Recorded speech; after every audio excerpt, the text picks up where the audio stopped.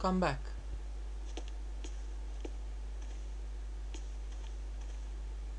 Gentlemen, forgive me for disturbing you again, but I have a little problem. A little problem, a little problem. Everyone has little problems now, you know. They are kept to oneself, and they don't stop the world from turning. Nor trains from leaving stations. Does the name Hans Vorarlberg mean anything to you by chance? Ah, one of the brightest, most idealistic intellects to have graced our university. Hans Vorarlberg. I remember speaking to him once. I was still a student at the time. He just stared at me, lost in thought for a while. He scarcely ever said a word. But how can one forget him? Idealistic? I'll grant you that. But bright? Oh, don't go too far.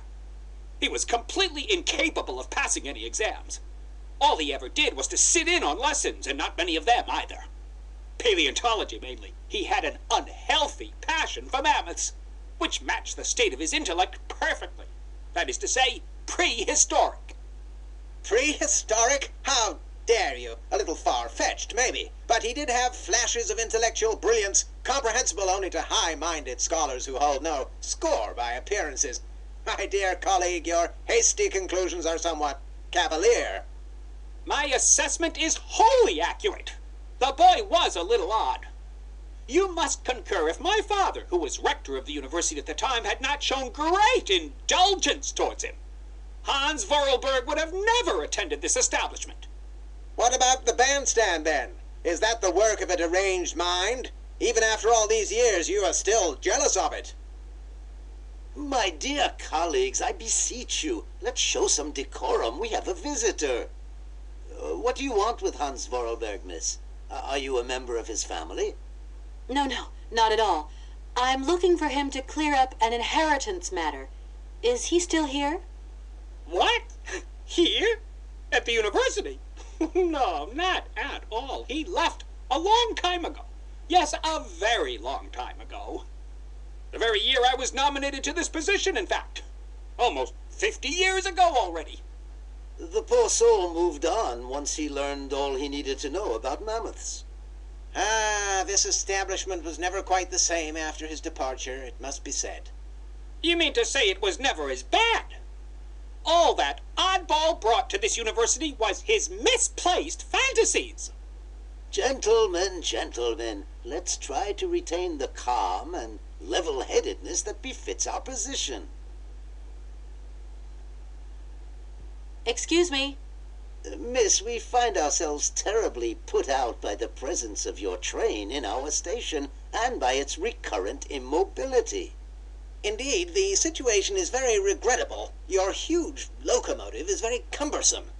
A train should first stop, then subsequently leave. That is the rule. Okay then. Some sailors have agreed to tow the train, but I don't have enough money to pay them. I was wondering if you could help me out. For a while. I could work for the money. Please wait, miss. We have certain confibulations to attend to. That is right. We must confibulate between ourselves. A collegiate decision must be taken. I hope that we are not indisposing you in any way. Why not? If it helps us get rid of that train. My word, that is a fine idea. What do you have in mind, gentlemen? When you arrived here, you must have noticed a splendid bandstand which honors the main university courtyard. A unique piece of mechanical craftsmanship which no longer works, alas. Why, yes, we have very moving memories of its melodies. We're prepared to offer you a financial reward if you can set it working again. With pleasure. What do I have to do? Unfortunately, my dear, time and rust have taken their toll on this university, and our automatons no longer have a spring in their step. You are going to have to be resourceful. To tell you the truth, there are a number of complex mechanisms here in Barakstadt, and it would appear that we have unfortunately lost their operating instructions. Your train, however, is an extremely ingenious invention, so you should be no stranger to complex mechanisms, should you? We are therefore counting on your ingenuity, miss. I hope that I can show myself worthy of your faith in me, gentlemen. Well, my dear colleagues, one more university matter nicely tied up. Could I possibly leave the train in the station for one more day? Out of the question! Trains should first stop, then subsequently leave. That is the rule. Perform the task we agreed on, quickly, and we will pay you on completion. A deal is a deal. Can you possibly help me out here?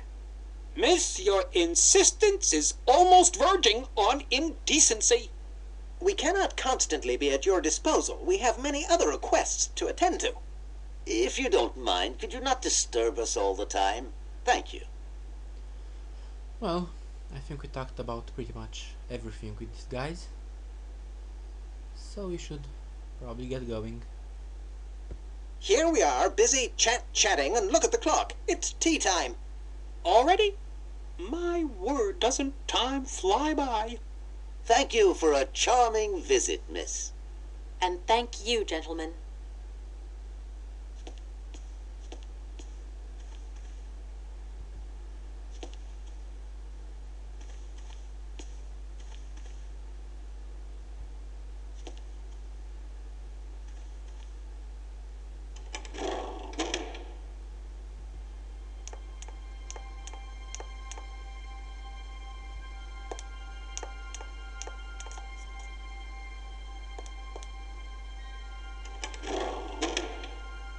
Oh god. This place is so confusing.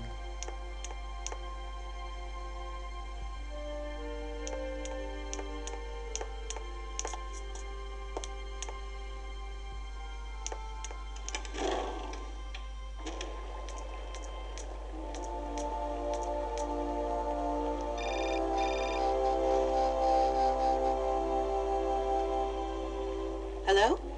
So, you got him then, this air? Ah, it's you, Mr. Marson. Good day, and how are you, sir? I'll feel a whole lot better when this whole business is over and the sales contract is signed. Where the hell are you? I'm in Barkstadt. What? What in God's name are you doing there? It's a magnificent university town. It would appear Hans Vorarlberg once passed by here several years ago. So if he isn't there anymore, then there's no point hanging around. I hear what you're saying, sir, but I have good reason to believe that Hans Vorarlberg is still alive.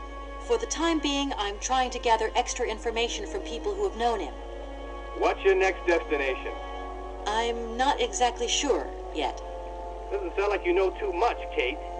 I just need a bit of time, Mr. Marson. Yeah, well, time is what you ain't got. Keep me posted. Well, we'll continue this in the next video.